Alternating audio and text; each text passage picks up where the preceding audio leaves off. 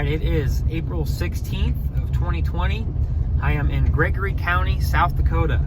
I'm on a muddy, bumpy dirt road here, and I'm headed to hopefully roost up some turkeys tonight for the weekend. I'm seeing tons of rooster pheasants, like right there.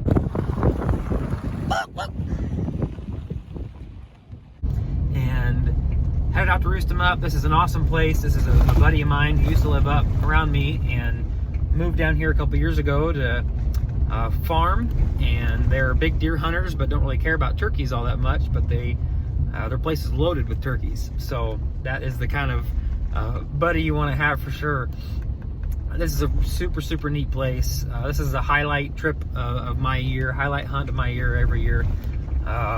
Just a really neat place, new terrain. I'm used to kind of more flat terrain, growing up in Kansas and even in eastern South Dakota, but this is a big canyon river bottom.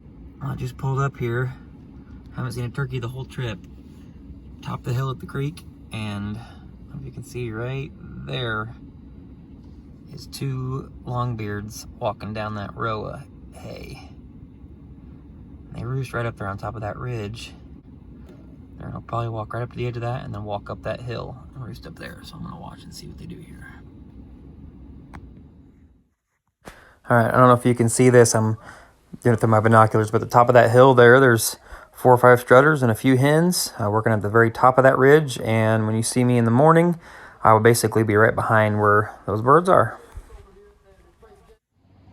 Good little tip is to, if you have roads surrounding your place, drive around.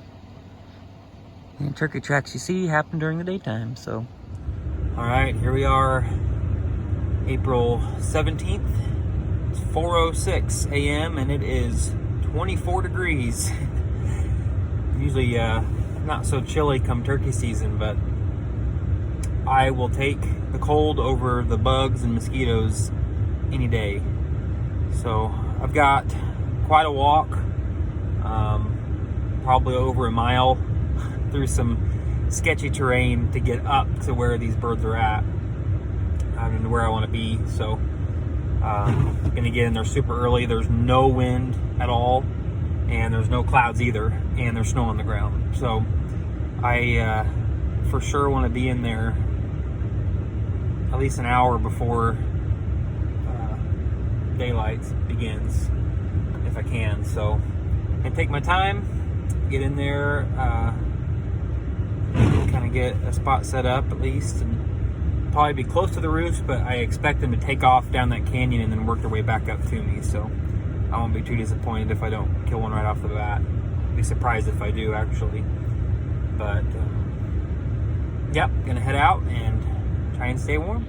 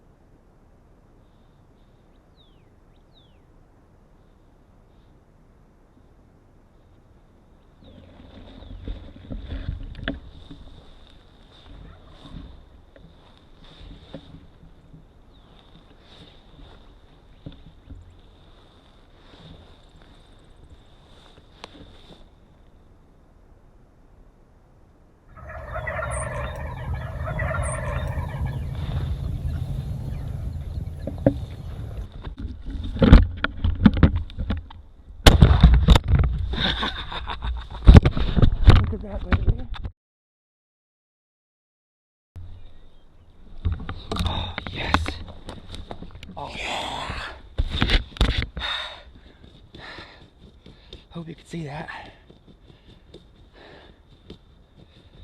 Oh man. Well, sometimes they flop, sometimes they're stone dead. Awesome.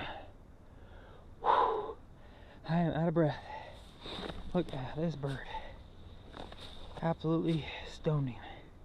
Good beard on him. Oh, shot him at like 10 yards. You can see now where I just came from. Tree, tall tree right there. There's actually the tree behind it is where I was sitting this morning, and they were roosted right in here in these trees. Flew off over that edge. I thought they were going to go way down there, and I catching my breath.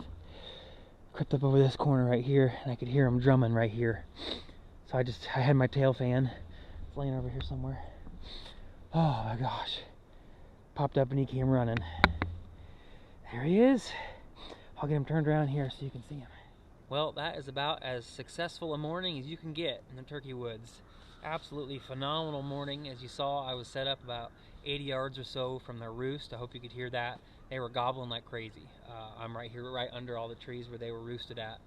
And I was back about 100 yards back that way and didn't want to get in too close.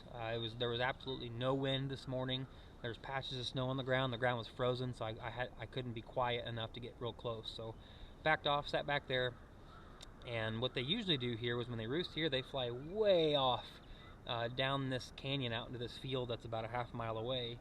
And they usually stay there for a couple hours. And so I had to wait until the last few hens in these trees here flew down, and then I started booking it and was coming up and getting ready to drop way down in this canyon, and just started cresting the top of this hill kind of by that tree right over there, and I heard one drum.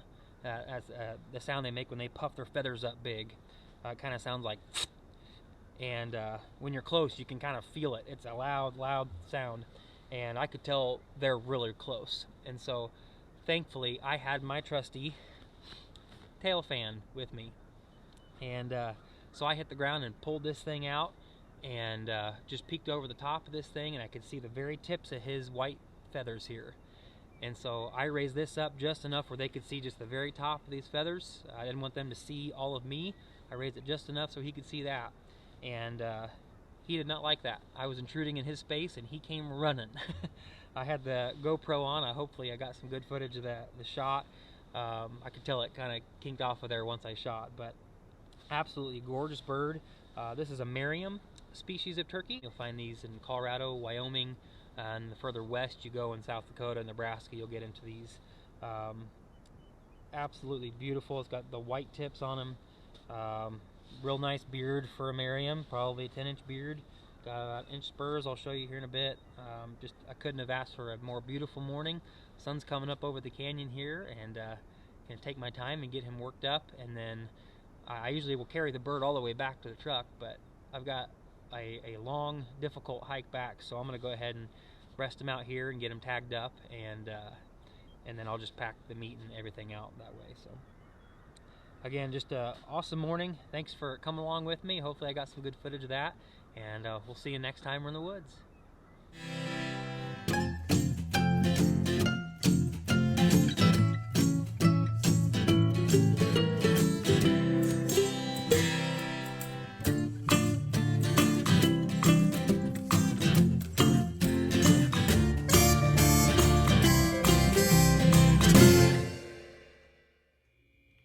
Well, if you made it this far in the video, you probably deserve some good advice. I planned this hunt to be all day long. I was prepared to be in the woods all day.